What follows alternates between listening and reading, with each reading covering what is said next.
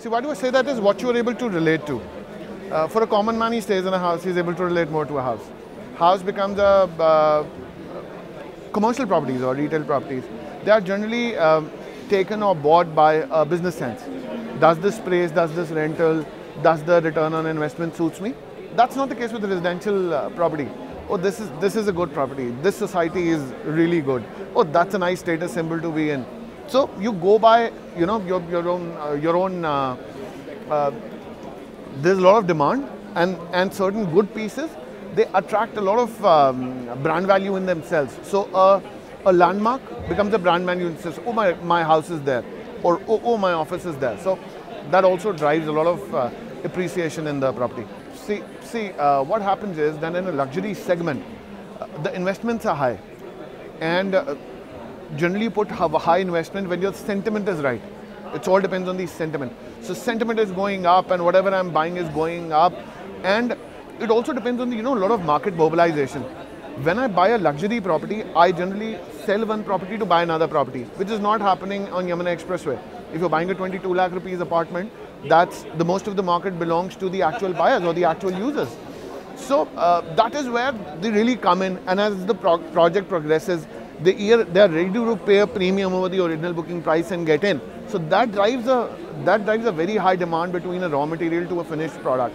So that's not what would I say, an appreciation, but that's a difference between a raw material when you book and make an initial booking to the point when it is delivered. So that's kind of an appreciation that's always available. And most of the customer is always in the economical segment in real estate, which is, and this market will move when everything starts moving.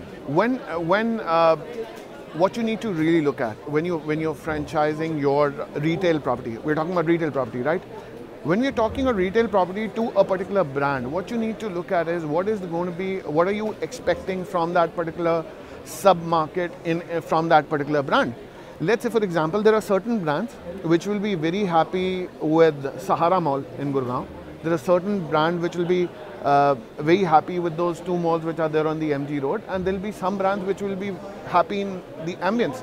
But there's a huge rental difference, there is a huge ROI difference, and there is a huge difference on the kind of people that you want your brand to visit and the kind of people who will come in and appreciate your brand. Now, if you're a low segment brand, start an ambience mall with high rentals, you're gonna fall. So that's a very systematic decision that you need to take.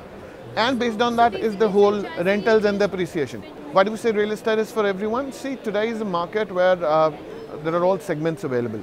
You can buy a house in various ranges and various segments and various options available. Real estate has been traditionally one segment which has grown all the time, all the stages.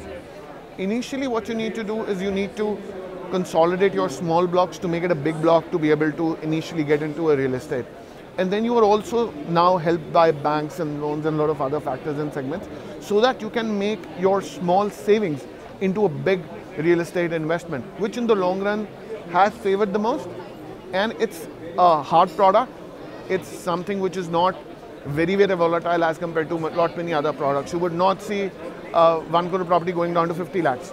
Even in a case of a correction, you might see it to go to 90, 85. So it's a very, very stable thing. It's not that one government changes or the government collapses and the stock market goes from one point to other. That does not really happen with real estate. See, franchising is one of the best opportunities which is available to youngsters today or the young entrepreneurs today.